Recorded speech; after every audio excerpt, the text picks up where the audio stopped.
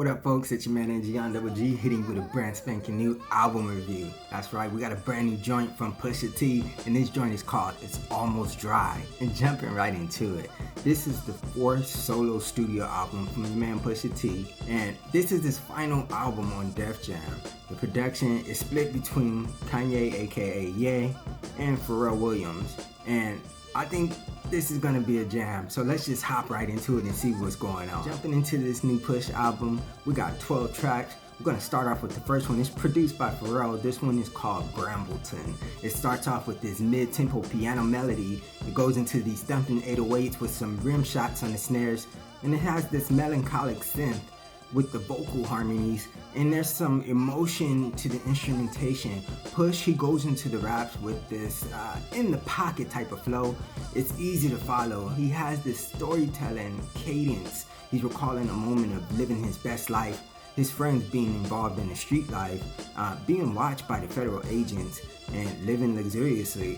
The third verse, he talks about his former manager and how that former manager let him down in a Vlad TV interview. It sounds like it could be this shake your money maker beat that meets a soap opera type of melody. My favorite part in there was when he says black Rari, white hood, make it a race thing. Overall, I'm feeling this track. Beat wise, it's pretty dope, and I think it's got a good intro vibe to it with some cool rapping. The next track, number 2, this one's called Let Them Smokers Shine the Coupe. This one's also produced by Pharrell and someone named Ohi Volta or OG Volta. Correct me down in the comments if you know the correct pronunciation. This one, it starts off with this energetic MPC chop. It goes into some cool samples with some interesting effects on the vocal chops, and it has some sinister chuckles in the background. It has this simple beat, and it has some heavy kicks in there, some side stick snares, and it also progresses into this darker instrumental with some emphasis on the bass and low ends. Pusha, he comes in with this flow that follows the kick drum, and he's consistent across the whole track. He's giving us bars about living fancy. He's talking about paving his own way, drug dealing, destroying his youth, and terrorizing his enemies. It sounds like it could also be an intro track, and the rhythm is upbeat, but its flow is kind of slow. It might be a good hype track. My favorite part in there is when he says AMGs on auto cruise, the rich singing auto tune.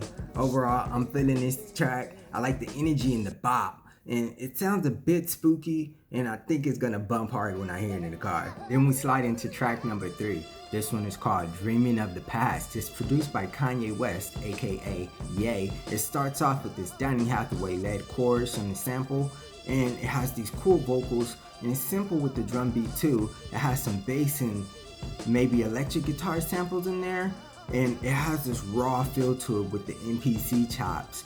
Push comes in with this hard delivery. He's matching the soulful vibe of the instrumental, and he's giving us these bars about people thinking they're doing more than what they are, and knowing his ranking and greatness, and he calls out phony people trying to be part of your success. He's talking about making a way for yourself and improving the output in your life. He gives us this Ye type of vocal inflection on the hook. Kanye comes in after the hook on the 4th verse. It has some panning vocal effects. He's addressing his accomplishments, his aspirations, and the dangers of lacking guidance. It sounds like it could be this somber soul sample with this watch the throne type of feel to it. And my favorite parts from Push comes from when he sings I got plenty, it's so many, yeah. They say give me, he got plenty, yeah. He sounds pretty sick when he says it, and you can barely tell that it's him. I love the part when Ye says, born in the manger, son of a stranger, when daddy's not home, the family's in danger. I thought that was pretty dope. Overall, this one, it feels like classic Ye on the beat with some introspective lyricism, and it has this cool bop to it. Then we get into Rock and Roll, which is number 7. This one's featuring Kid Cudi, Ye, and man, it's produced by Ye, Pharrell, and Ohi Volta again. This one, it starts off with this epic Kanye chord. It goes into this triumphant feel. It has Beyonce vocal samples chopped in the beginning, and it progresses into this emotionally driven string ensemble over these laid-back trap drums. It has some punchy kicks in there with this 4-count rhythmic melodic fluctuation on the scale. I don't know, it goes kind of like 1, 2, 3, 4, 1, 2, 3, 4. And it has some cool bridges before the sample vocals and the outro part. Push, he starts to rap off after Kid Cudi finished the soulful distorted hook, and it touches on his wins and his losses, being experienced. He's talking about taking risks. He's also talking about wanting more in life and excelling and reaching new levels. Yeah, he comes in with this vocal inflection and flow that's similar to Young Thug's and maybe today's biggest pain rappers, and it has this raspiness and heartfelt delivery to it. It talks about accepting a lie and what his life should have been with his wife, his divorce, he's striving for greatness and meeting defeat and feeling like he's on the edge, and pretty much like his family, and pretty much about his family being broken apart and relying on his faith in God. My favorite part in there goes to Ye. It's when he says, pushing me over the edge, don't know if I'm falling or flying. Overall, this one, it has some somber feels and tones to it. Cuddy's additions were dope. Push, he got outshined by Ye on the subject matter and the delivery. Overall, I'm feeling the track, but I think I might have to be in the mood to listen to it again. Moving right along in the second half of the album, we get to number 8. This one is called Call My Bluff and it's produced by Pharrell. This one is one of my favorites on the album, and it starts off with this classic Neptune's guitar. It goes into these panning, shouting vocals, and then some warm drum beats with this Pharrell touch to the 808s, and it has this loading feel to it when the beat drops with this futuristic vibe. Pusha, he slides in there with this suave flow. He's coming in with some melodic cadences. It's reminiscent to Slick Rick maybe, and he talks about where he's from, street people committing heinous crimes, fine dining, and outgrowing his old aspirations. He also mentions wishing he had a fan base like J. Cole. It sounds dreamy and futuristic, and I can kind of imagine Missy Elliott on it. My favorite part in there is where he says, we specialize in not getting locked up, Akon. Overall, this one, it has a weird vibe to it, and it feels like the Neptunes touch it, but it's really fun. The bass drums are hidden, and I love the simplicity, and the vocal presence is quite addictive. Sliding into the next jam, this one's number 9, and it's called Scrape It Off. It's featuring Don Toliver and Lil Uzi Vert. It's produced by Pharrell, and jumping into this joint, it starts off with some high energy. It's got some bright running keys in there. It has some sparkling feels to the melody, and overall it feels good with the progressions into the instrumentation. It also has this booming 808 in there with this upbeat bop to it. There's some horn sections in there with some drops that allow the structure of the song to be highlighted, like the build up during Pusha's verse. Don leads in with this auto-tune crooning on the chorus right before Uzi skates in with a couple flows. It's similar to the Babies. It's kind of choppy, and he's talking about pulling up and stunting, living well off, being too high to count his money correctly. Push and Pharrell, they drive in the second verse, and then Push is addressing his wealth, and he's throwing my boy at the end of all of his bars. It gives it this certain feel to it, with Pharrell assisting him on the ad-libs. It sounds like it's a banger with this fun futuristic feel to it, and it's definitely got this great energy. My favorite part from Uzi is when he says, watch the dirty money with the oxy, and the beat goes hard, and Push says, thumbs up, or the emoji with the flex. Overall, this one's one of my favorites, and it has some of the best energy on the album. It slaps, and it has these dribbling kicks, plus Don always makes the track really wavy. Following that is number 10. This one's called Hear Me Clearly. It's on Nigo's album too. This one's also produced by Ye, Lucas Stars, The Mind, and Bugs the Beast. It starts off with this vintage sounding melody over some keys with an eerie vibe to it, and it has this loop jazz drum beat with some deep Ye inspired synths. And it's pretty simplistic, but it's hard, and it has this freestyle element to the instrumentation. Pusha, he comes in and he drives through with this connection and conviction to the track with this passionate delivery and a classic flow. He's giving us multiple metaphors and references to pop culture.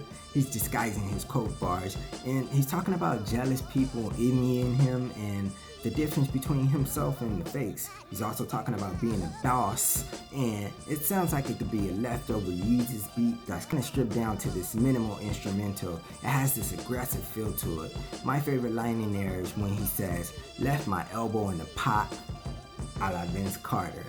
Overall, I'm digging this track. It has this spookiness to the beat, and Pusha's raps are strongly delivered, and it falls into my favorites list. Getting close to wrapping up this album, we're on number 11 now. This one's called Open Air, and it's produced by Pharrell too. This starts off with this bed of pad melodies, and then it somewhat has this dramatic feel to it, There's laughter in the vocals that we heard from the previous track, and it makes this reprise. It goes into these thumping 808s, and it has some background instrumentation which is layered, and it has some whistling type sounds or notes in there that are sparingly hitting. Also, it drops and breaks and allows the track to breathe. Push, he comes in with this Jay-Z type of flow. He's giving us this imagery in his bars, and he's giving us a glimpse of his drug dealing days, calling out imposters, losing hope after being left down, being ahead of his competition, and appreciating his belongings. It sounds like it has this warm night cruiser vibe to it, like you want to drive at nighttime to it, and it has a dope drum beat and this easy listening element to it. My favorite part is when his flow switches and he says his Cartier, her wrist, Van Cleef, X is deceased. I don't know, it sounds pretty sick, the rhyme pattern right before there and after. Overall, this one is an easy listen. It's one of my favorites on the album, and it's got this good background vibe to it with a dope swing. Moving into number 12, this is the final track. This one's called I Pray For You. It's featuring Labyrinth and his brother Malice, so I guess we can call this Eclipse reunion. It's produced by Labyrinth and Ye. It opens up with this vocal performance. It's sang by Labyrinth, and it's somewhat nasally on the delivery. It has this layered opera vocals in the background over some organ chords and some emotional tones. It goes into these strings and horn sections supporting the progression of the vocals from Labyrinth.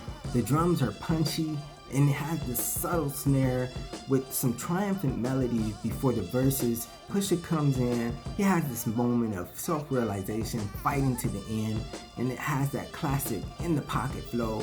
And it's mirrored by his brother Malice as they both reflect on life and the growth that they've witnessed and gone through, and staying faithful and making the most out of nothing. Also, they're talking about being honest in the longevity. It sounds like it could be this somber outro track, and it's pretty dope to hear the clips reunited. My favorite part comes from Push when he says, "You can live forever when that shit you write is timeless." Malice also drops a few dope bars in there, like the one where he says, "Still fighting demons, see that curse is now my gift." Overall, this track is okay. I could kind of do without it. So there you have it, Pusha T's brand new album, It's Almost Dry. Overall, this one was a fun listen. I like to hear Push over these new age beats, even though they had some feels and elements that kind of reminded me of some older hip hop.